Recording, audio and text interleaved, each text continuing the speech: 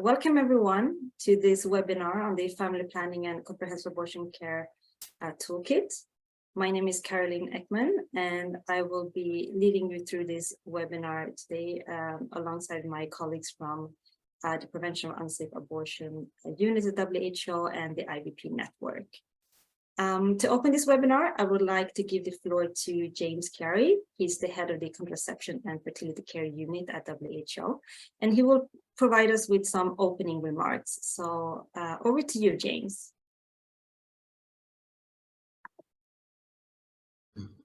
Okay, just unmuting myself. And thanks, Caroline. And my name is, Caroline said, is James Carey. And I'm the head of the Contraception and Fertility Care Unit in the Sexual Reproductive Health and Research Department. And we are core brother units or sister units with the Prevention of Unsafe Abortion Unit. And I think it's great that we are working together as one toolkit, because these two areas are very much interrelated. I think my opening remarks will focus on to congratulate all those that have worked to get us to this point where we can launch this toolkit. It's really been a labor of love. It's taken a lot of time and lots of consultations. And as you go through the presentations, I think it will be very clear that a lot of work has gone on behind this launch today. So thanks and congratulations to all those that have put in a lot of hours to get this toolkit where it is. However, despite that being very hard work, the much harder work starts now. Since we know that all knowledge products like this toolkit are only as useful as they are used, and that when they are used, they make a difference in practice, and that practice leads to better outcomes for clients. We have to be careful not to fall in the trap of where people are hired to dig holes and others to plant trees, and those who dug the holes continue digging long after those who are planting the trees stopped coming. For us to have success, we must really follow up, not just launch the toolkit and put all the hard work that has gone into developing it, but actually apply these competencies to make sure that they make differences in practice, which then will have an impact on the health and well-being of our clients. Today we have really excellent presenters, and I'm looking forward to the presentations and to the discussions. I think it will be really a very interesting session, and I welcome all of you to pay close attention and then to also apply whatever we learn from this session. I would like also to highlight that both abortion and contraception services are undergoing a rapid change. And this is due to changes in technology, changes in policy environments, and even changes in clients' values and preferences. So even as we internalize these competencies that we'll be hearing about today, we need to be really aware of the context in which they have to be applied, that this is a rapidly changing context, and no context will be exactly the same as another context, and we have to take that into account as we operationalize these competencies. And with those few remarks, I would like to thank you all for coming, and I'm looking forward to a very good conversation today. And over back to you, Caroline.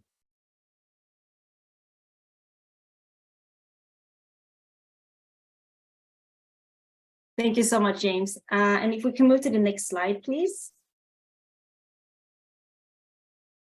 So I realized that I was so eager to get this started that I missed to give some sort of housekeeping rules. So just to let you know that this webinar will be recorded, and we will be sharing the recording with you later after the webinar is finished. We do also offer interpretation to Spanish and French. So if you prefer to listen to this webinar in either of those languages, you can choose the respective language, clicking on the little icon that looks like a globe, and it says interpretation right here on Zoom. We do also, of course, encourage you to post any questions that you have throughout this webinar.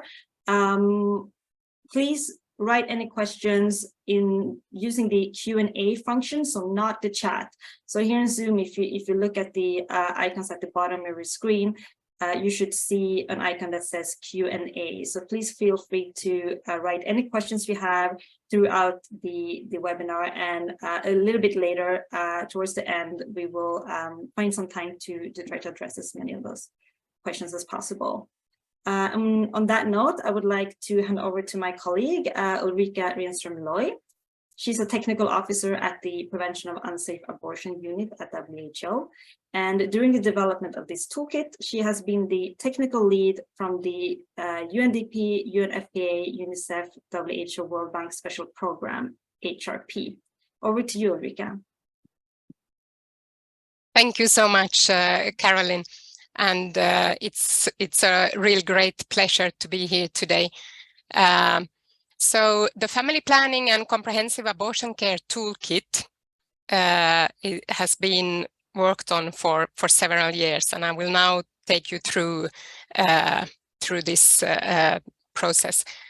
So as we know, family planning and comprehensive abortion care is part of primary health care, but it's often inaccessible for many people that need these services. And we know that qualified health workers with skills and knowledge that match the people in need, it's really important to bridge this gap to increase the quality of care. So while competent health workers are important to deliver effectively and timely, affordable and respectful care, in many countries, health workers, they don't receive this training or education that is related to family planning and comprehensive abortion care. So the skills and knowledge that are needed to provide these services, they need to be integrated in a competency-based education system with competency-based performance assessments. And this is why the WHO and HRP has developed the Family Planning and Comprehensive Abortion Care Toolkit for Primary Health Care Workforce, or the Family Planning and CAC Toolkit, as we like to call it for short. And the cornerstone of this toolkit is volume 1, is the competencies. And this document presents the competencies that are needed for family planning and comprehensive abortion care in primary health care settings. And these competencies, they will set standards for education or in-service training, or say performance appraisals in workplace. And the second document we launched today is the Program and Curriculum Development Guide, and I will tell you more later about it. We also have 2 additional documents that are in the pipeline, but these will be published next year. Next slide. So the purpose of the toolkit is to strengthen and standardize providers' performance. Of course, with the emphasis on strengthening competency-based education and also continuing professional development. Because this toolkit is not just for education, it's also for the workforce in workplace. And this toolkit was developed for workforce faculty members, professional associations, but also for performance managers in the workplace, and for reporting, recruitment, capacity building regulation for many stakeholders. Next slide. So as I mentioned, there will be several volumes in this toolkit, and volume 1, the competencies, this is really the core stone, and it describes the competencies in detail that are relevant for practice of family planning and comprehensive abortion care in primary healthcare settings. Next slide. So here you see WHO definition of competencies. So it's really about how a person can integrate knowledge, skills, and attitudes in the performance of a task in a specific context. But competencies also have to be durable and trainable and measurable through expression of behaviors. And this could be done in a skills lab or in practice with a patient. Next slide. So we started this work already back in 2019, and many of you that are here today might even remember and being part of this process. And it was really to respond to a request that we received from several country colleagues. And we followed an evidence-based process to develop this toolkit. And we started with several literature reviews. And the literature reviews showed that a future structure of competencies would be, or should be, or even must be user-friendly. And the competencies should be broad and generic to support the adaptation in different contexts and for different occupational groups. And our methodology engaged a variety of stakeholders from different countries, different regions, and different contexts. And they included both health professionals, the family planning and CAC community, but also people that are working in professional education. Next slide. So with this slide, I wanted to show you or emphasize again that these competencies are for both education and work. And the competencies, they were designed to be suitable for developing the learning outcomes or learning objectives, if you like. And you can use the learning objectives both in formal education or for lifelong learning. And they can be then used to develop the curriculum and to design educational methods or tools or your assessment strategies, or even for performance appraisal and so on. Next slide. So competencies, they are really like a benchmark. They set the standard, not just for education, but also for performance in the workplace. So they help to define these standards and also to plan and measure professional development and to improve performance. If you can go back one slide, to improve the performance of the learner. So here on this picture, you can see that the supervisor, she's supporting her staff and checking their competencies with the checklist. So we never really learn, or we never really stop to learn. We learn through the whole life. We start to learn at school during our education, but that is just one part. Then there is continuous improvement because life is changing and there are new developments like our new abortion care guidelines. You need to upgrade your skills, your competencies as a healthcare provider because there are new drugs, there are new methods, tools, and so on.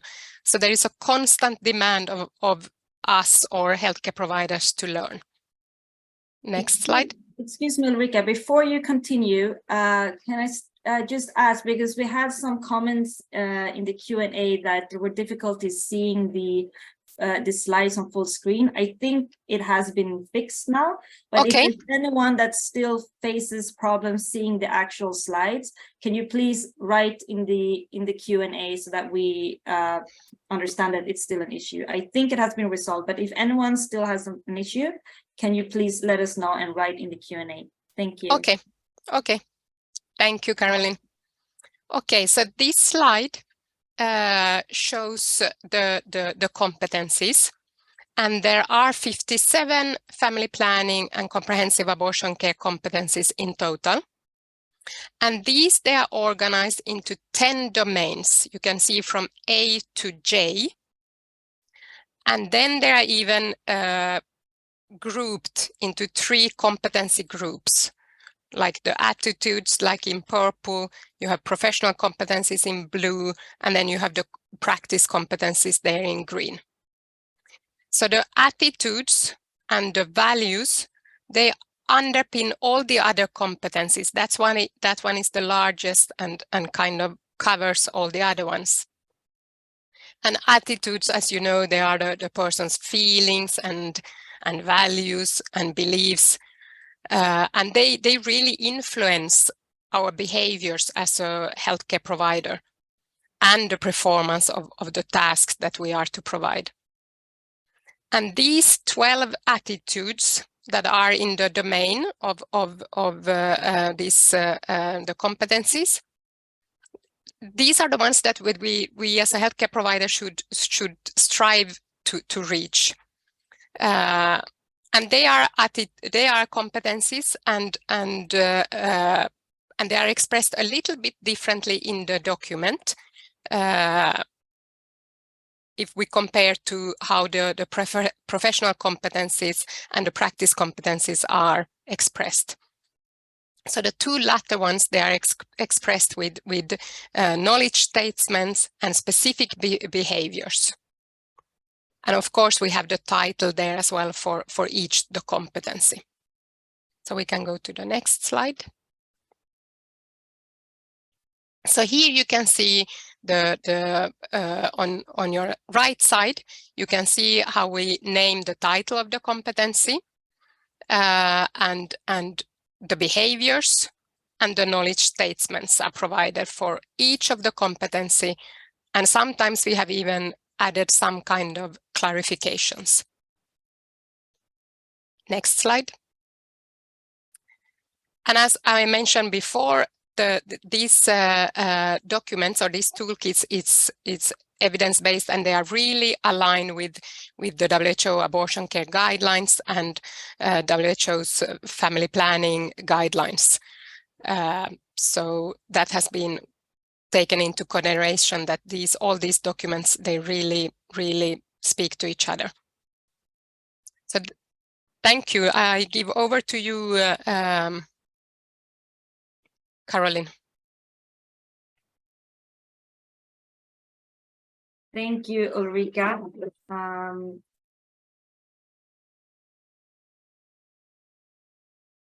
Thank you, Ulrika. We seem to have some issues still with the slides. Most people seem to be able to view the slides on full screen, while I'm getting some messages about issues. There is a setting on your Zoom screen where you're supposed to be able to sort of flick the order of viewing the actual slides versus the images of the person on the video cam. If you could try to change that setting on your screen, and hopefully that will resolve it. If you're still facing issues, please write to me in the Q&A, and we will try to look into this. So now I'm going to turn over to my colleague Laurence Kodija. She's a technical officer at the Health Labor Market Unit at WHO. And during the development of this toolkit, she has been the technical lead from the Health Workforce Department at WHO. Laurence, over to you.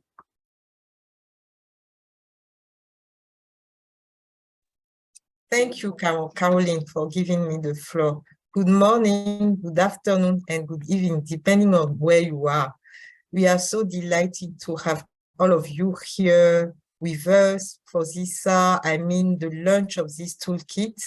And now that Ulrika has shared with you the content of the toolkit, we will show you a small video, 2-minute and 13-second video that we have designed to help you to share this toolkit with your community, with your stakeholders, with the providers in your countries. So that will help them to understand and to use the toolkit. So it's a promotional video that we will be seeing now.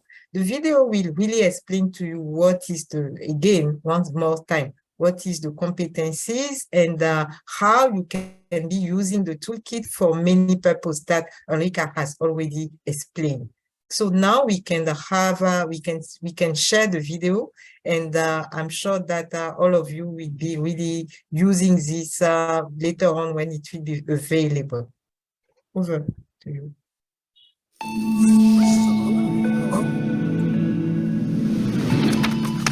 WHO has developed a set of global competencies for the provision of family planning and comprehensive abortion care to ensure the same high standards of care for everyone.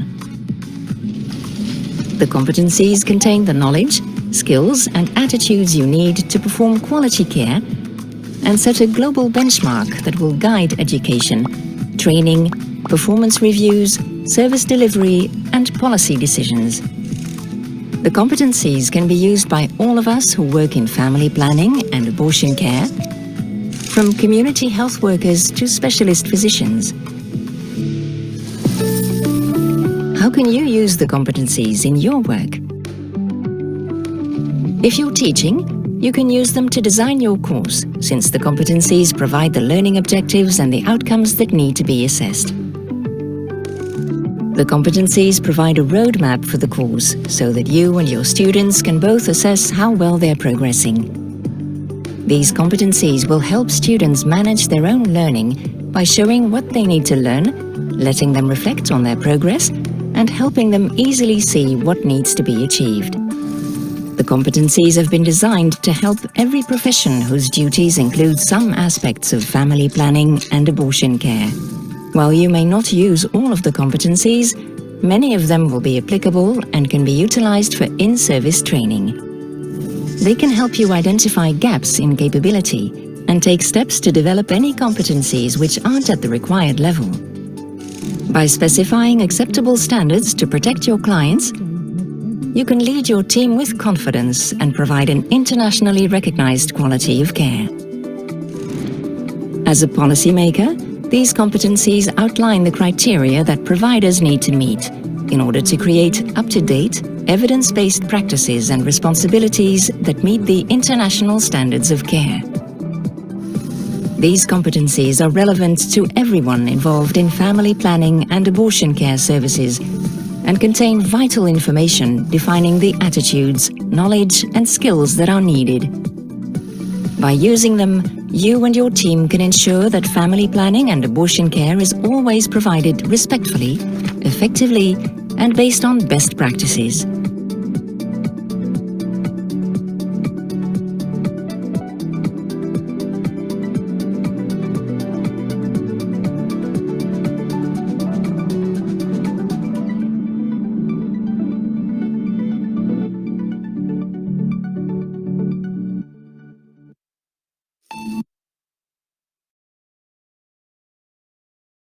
Thank you so much, Laurence, for introducing that excellent video.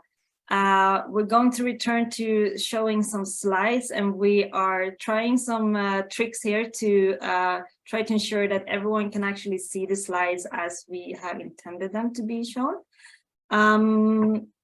If you still face problems, again, please write to me and so that we understand that it's still an issue for some people, and then we will try to address it as best as we can. I should also say that since we are recording this, we will send a link to the recording to everyone a few days after the webinar. So if you do have issues seeing the slides now, hopefully they will turn out good on the recording that you will have access to later. And I really do apologize for these issues. So it's time for our first guest speaker, Dan K. Kaye. Dan Kekaye is a bioethicist, an obstetrician gynecologist, and a professor of obstetrics and gynecology at Makerere University of College of Health Sciences in Kampala, Uganda. He is a passionate advocate for equitable services in reproductive health and in ending mortality and morbidity from unsafe abortion through excellence in capacity building for healthcare providers, service delivery, research, and advocacy.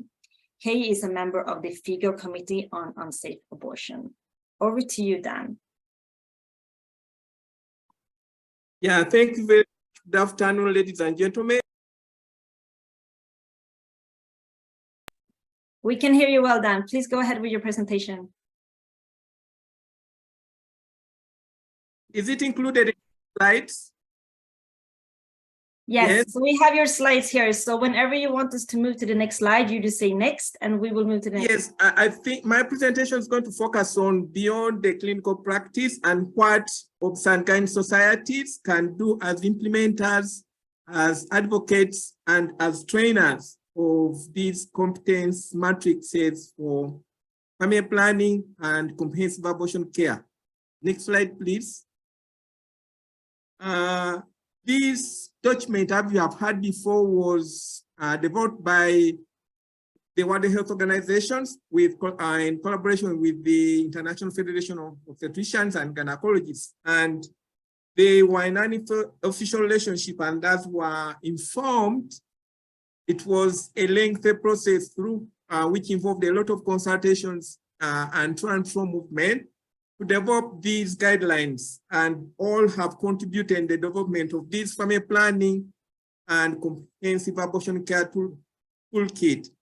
The issues that are represented in here include the WHO's technical committee responsible for developing the WHO abortion care guidelines. So the recently developed guidelines on abortion care and post-abortion care have this toolkit includes most of the competencies that were developed and disseminated at the beginning of this year.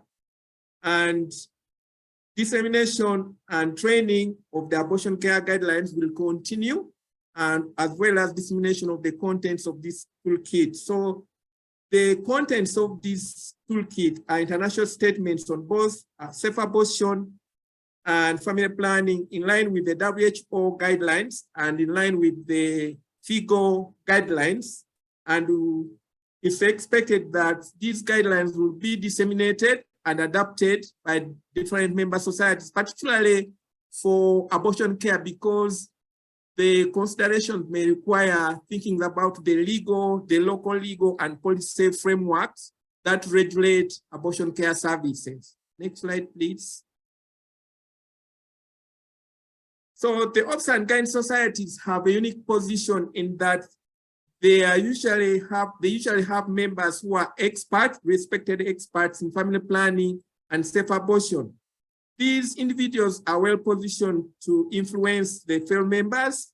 They can influence as trainers and during service delivery, and through advocacy, they can influence the ministries of health in their respective countries.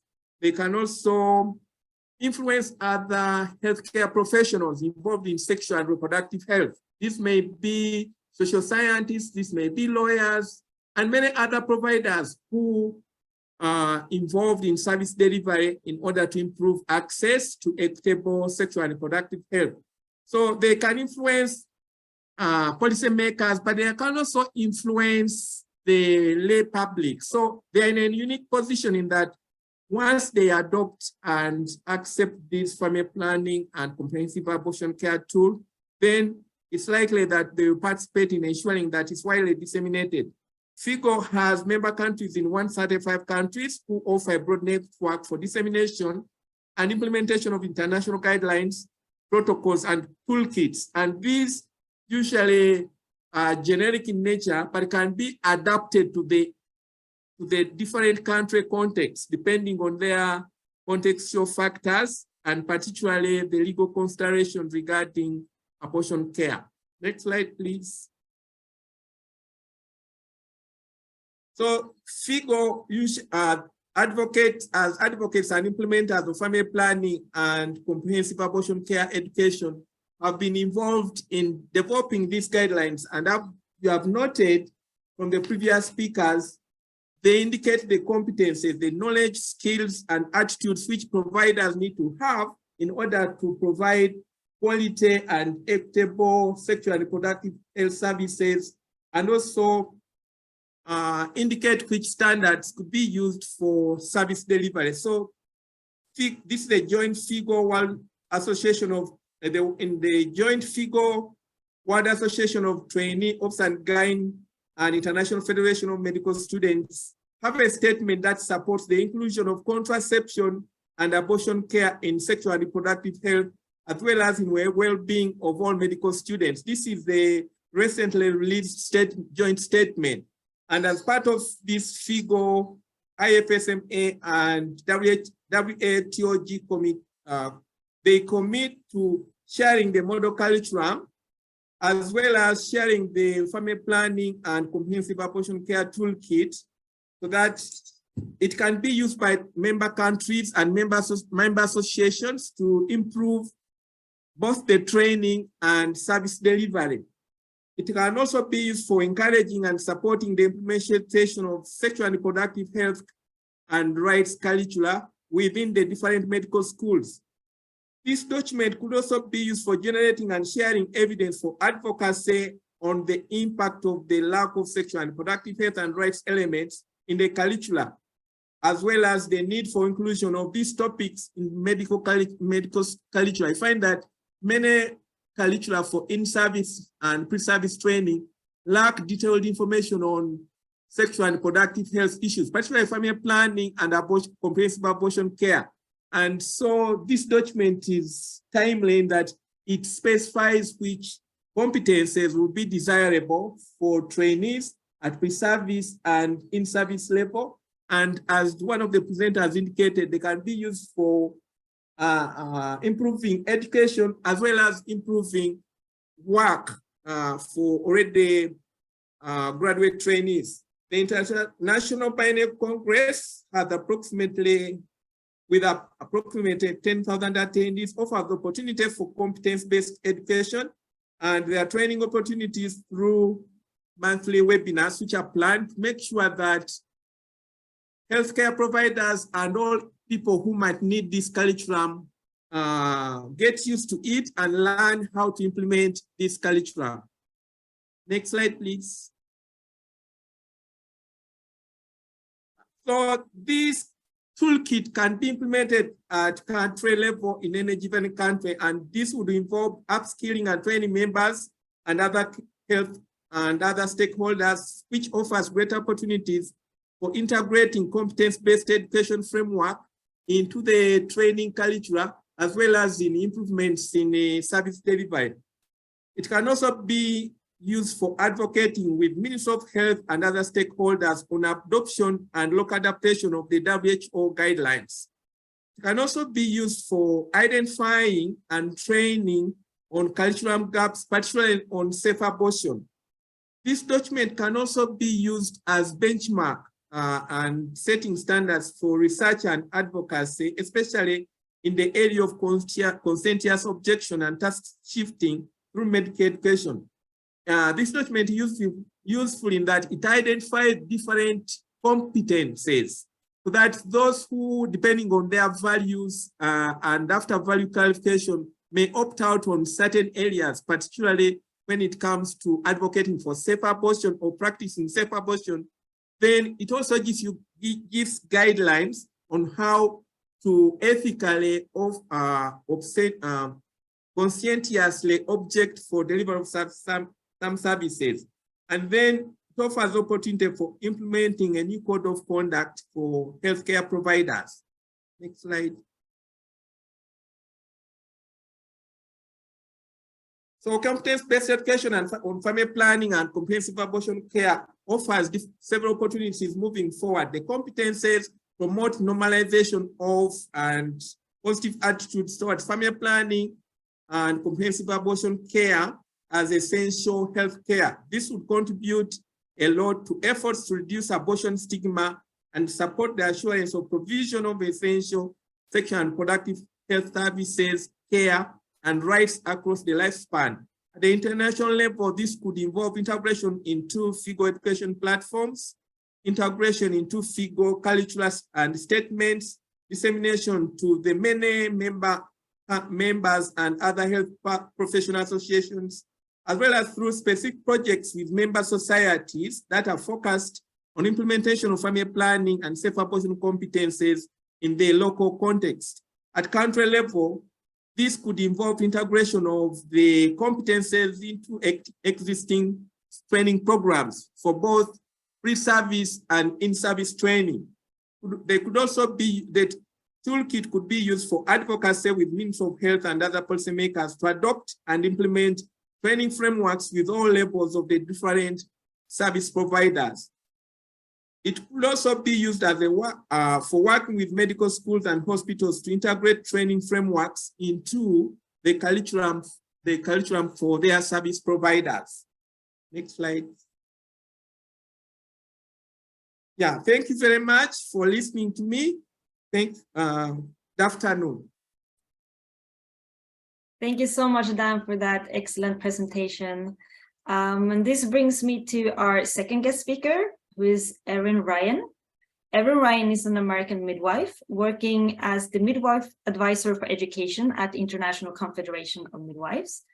For over 20 years, she has been proud to serve birthing families in the US, as well as working in multiple global settings as a midwife and educational consultant. She has worked on projects in Indonesia, Philippines, Uganda, Morocco, Bangladesh, and Zanzibar. Ryan graduated from the University of California at Berkeley with a bachelor's degree and later with a master's degree in public health. Erin sees midwives as the community leaders who will create change, one birth at a time, while at the same time being the global leaders in equality and anti-oppression. The floor is yours, Erin. Thank you so much. Good morning, good afternoon, and good evening. It is an honor to be here today. And before I begin, I'd like to thank Ann Yates, my colleague from ICM, who worked on this amazing toolkit. All right, so I was just in Kenya with 75 delegates from Southern and Eastern Africa.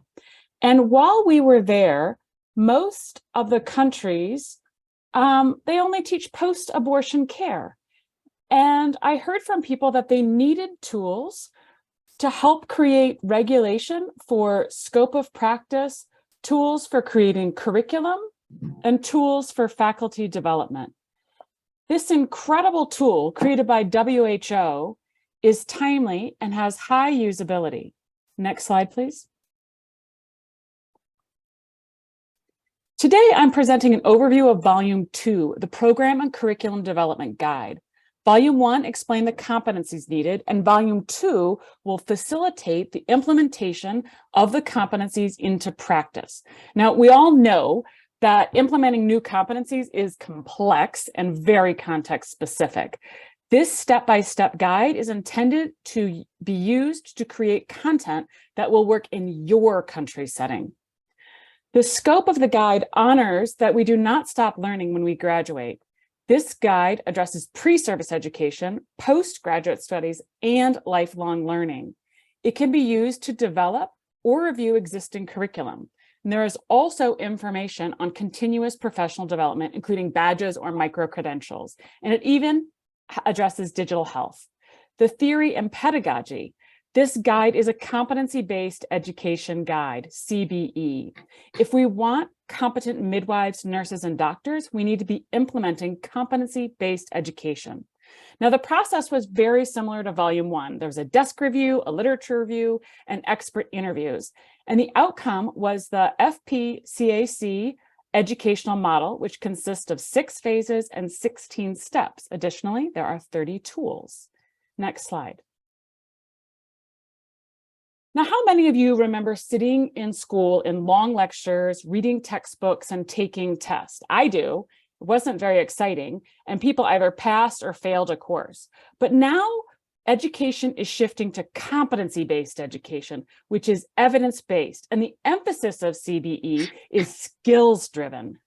What skills do our students need to learn? It's about instructor feedback. How can we support our students to learn? It's about experience. Our students need clinical experience and opportunities for simulation practice, learning from case studies, and role plays. CBE is also co-designed. When designing competency-based education, we need to be intentional and we must consider society's needs, school resources, and our students' abilities and goals of the program. Next slide. Now, I wish I could give a full course on this program and curriculum guide because it is fantastic, but there's only time for an overview today. Now, this is an actual view of the educational model from the guide. And as you can see, each phase has steps with the supporting evidence.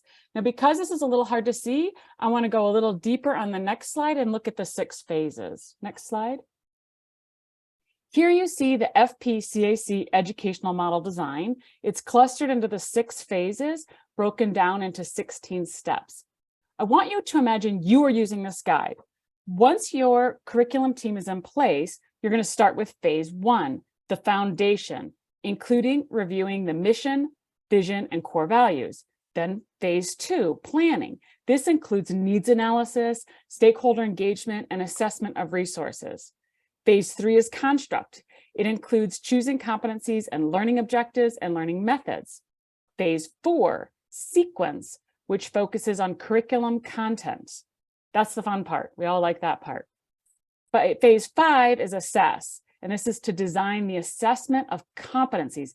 And I want to emphasize it's essential that the competencies are what is being assessed. And last is phase 6. Implementation is the launch and the evaluation of the program, which brings us back to phase 1 because this is a cyclical process. Next slide. If we keep zooming in, we can take phase 5 as an example, assess.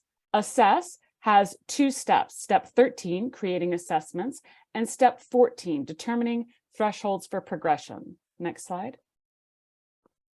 And step 13, create assessments, has 4 questions that are to be answered. What are competency-based assessments? How should assessments reflect learner progression? And as you can see, the graphic here is Miller's Pyramid, which is a wonderful resource for competency assessment. Then how do we match assessment methods for learning objectives? And what factors should be considered when choosing an assessment method? Now let's focus just on 13.2. Next slide. Back one slide.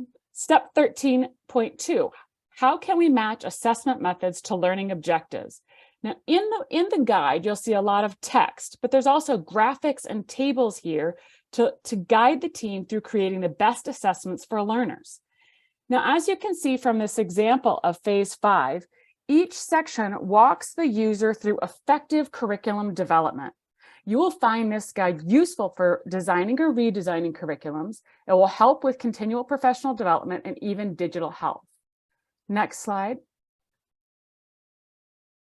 I want to emphasize that this guide is very usable, even by teams with little curriculum planning experience. It is evidence-based and it supports constructive alignment. It's important to note that it can and should be used with other resources. Some important resources are the WHO abortion guidelines, WHO family planning, a handbook for providers, and then I'm excited to announce that ICM and UNFPA will be publishing a program guide and sample curriculum for midwifery in January 2023. It's also competency-based and addresses family planning and complete abortion care. The Liverpool School of Tropical Medicine is publishing a sample comprehensive abortion care module for the midwifery curriculum, a tool for educators. And this is a reference guide that references this guide and is going to be also published in January 2023. So keep a lookout for these tools. Next slide. As advocates for maternal child health, we often quote the statistic that we can prevent over 80% of maternal deaths if we have midwives trained to global standards. But now we need to add to that statistic.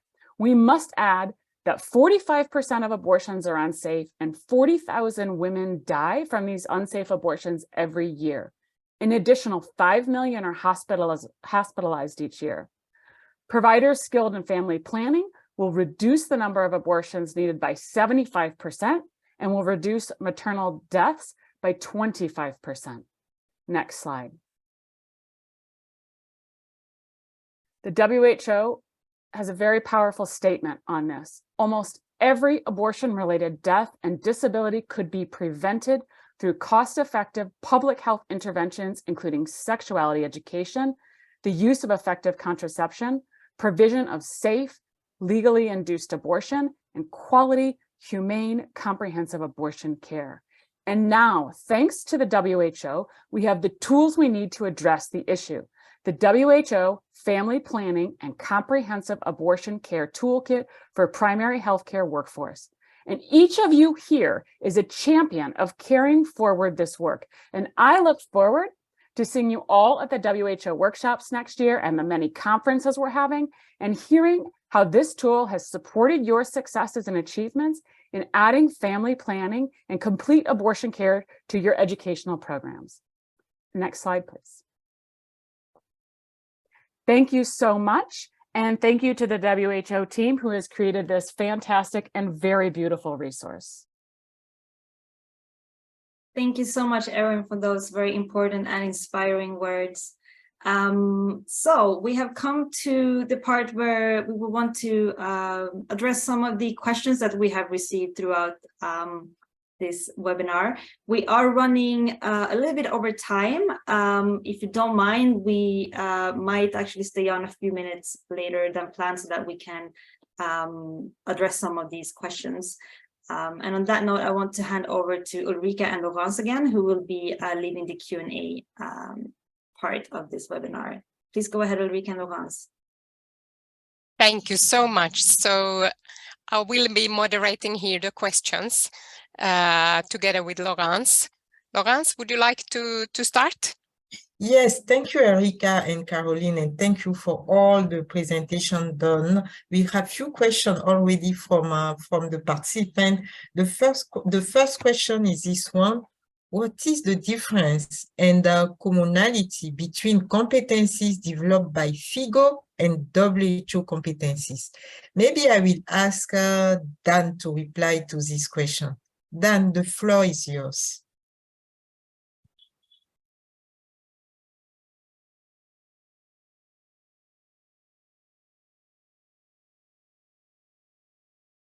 Maybe we can give to Erin to reply to it, because it seems like Dan might have some issues.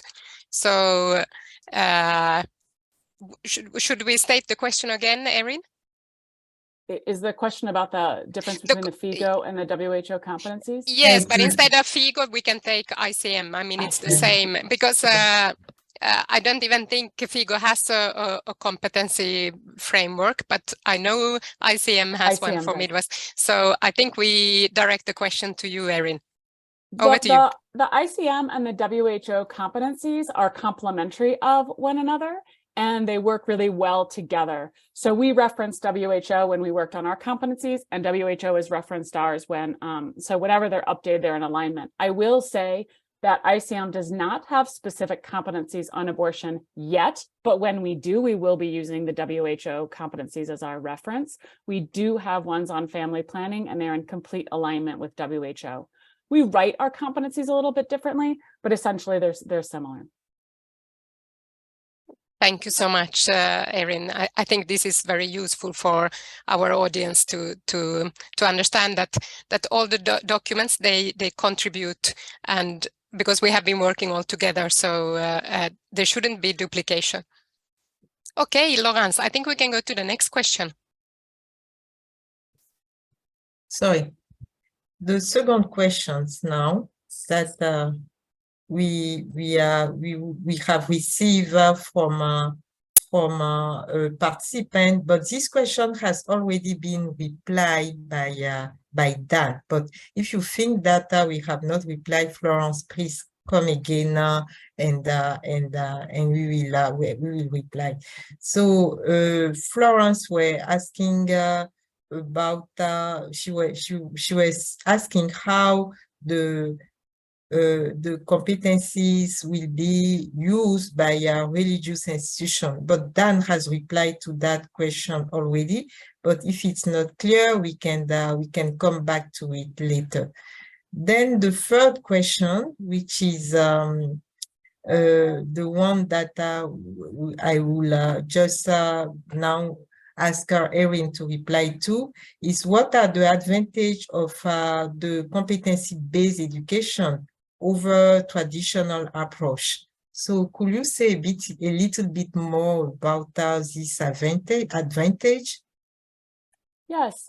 Well, as I mentioned in my presentation, competency-based education is evidence-based, and it's important that we're using evidence-based, whether it's education or medical care.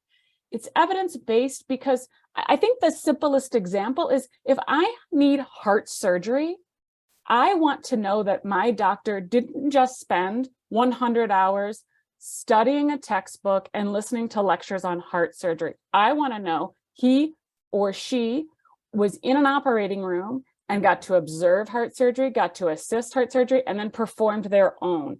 That's essentially competence-based education.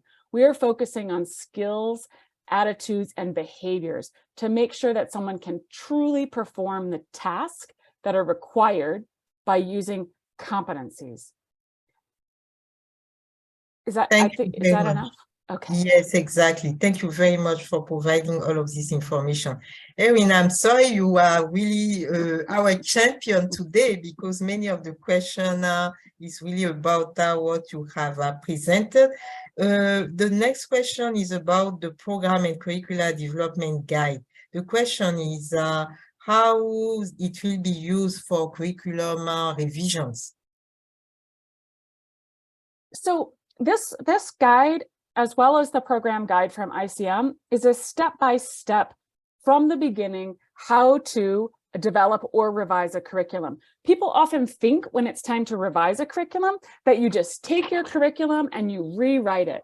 But in fact, you actually always start at the beginning. You always need to start with the very first thing. Take a look at that mission, vision, and the goals. Are we still there? Does our program still align with these? And we need to go step by step when we do a revision in the same way as when we do a complete brand new curriculum. It's a little faster when you're doing the revision because you're not creating things, you're reviewing, but it's just as important.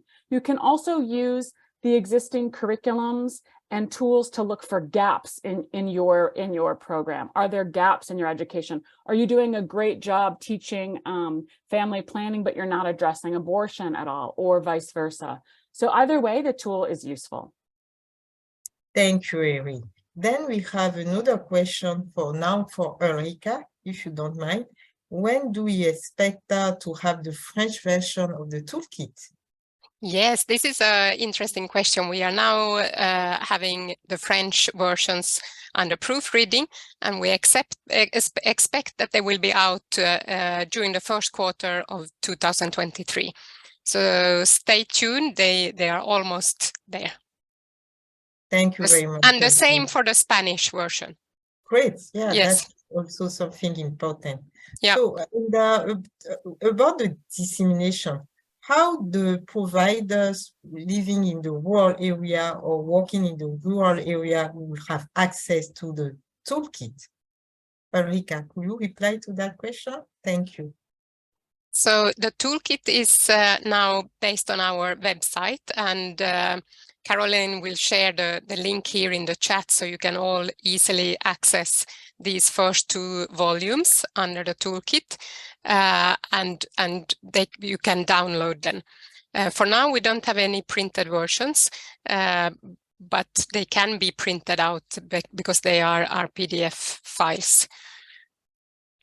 And we will work closely with the professional associations and like ICM and FIGO, and of course with the UNFPA, WHO country and regional offices to really disseminate these documents together with the new abortion care guidelines as well. Yeah, thank you very much, Ulrika, for this answer. Another question is about task sharing, task shifting. the question is, how can this toolkit be used for task sharing? How people can use it really for task sharing?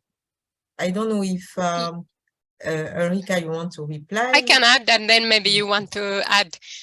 Sure. So the competencies, they are not tagged or linked to a specific profession. So it really depends on the country context and the scope of work of that profession, say the midwife. So what is the scope of work, or what is the legal framework for a midwife to provide these services? So it can easily be used for optimizing health workforce.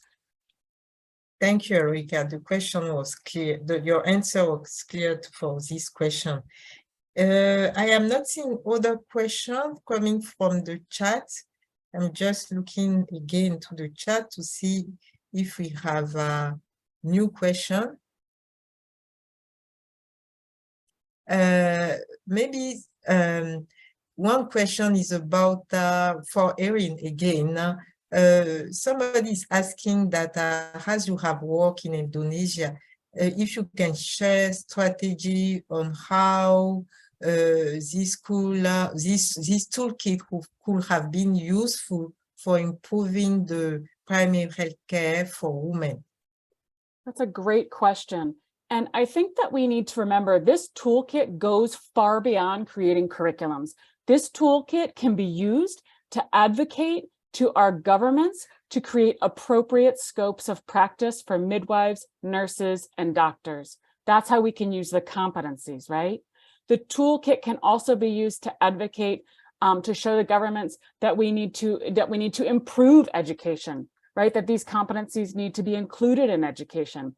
Or we can use it to insist that we need to be training more doctors, midwives, and nurses. The toolkit could be used to develop faculty development programs, because we certainly need educated teachers if we're going to have educated students. I think that there's so many different ways that the toolkit can be used, and we need to sometimes be creative in thinking about all the ways that it's going to be able to strengthen maternal child health in your country. I think that if you continue to come to these WHO sessions, there's going to be a lot more specific help in looking at how exactly you can take this and contextualize it to make it empowering for you. I think today is mostly an overview and getting people excited about the tool. Thank you, Erin. Last question that, again, Erin, sorry, it's again for you. It is a bit optimistic. Somebody is making a comment to believe that our curriculum should be completely reinvented every time when we revise them. So what do you think about it? So it's a really good question. I'm glad you asked for the clarity. I'm not saying you completely rewrite your curriculum every time you revise it. I'm saying you look at it, you give it a look. And, you may look at a science class and say, yes, it's all still evidence-based. No new science came out. That might actually take 30 minutes, right? But you do look at it on a regular basis. I believe most people review their curriculums every 3 to 5 years. But when we are changing a curriculum in any way, we need to stop and say, wait, if we're adding a new competency, is it in alignment with my mission? Is it in alignment with the graduate attributes or the program outcomes? And program outcomes and graduate attributes are simply, what do we want our student to do when they graduate? I want my student to be able to do this. Is that in all in alignment?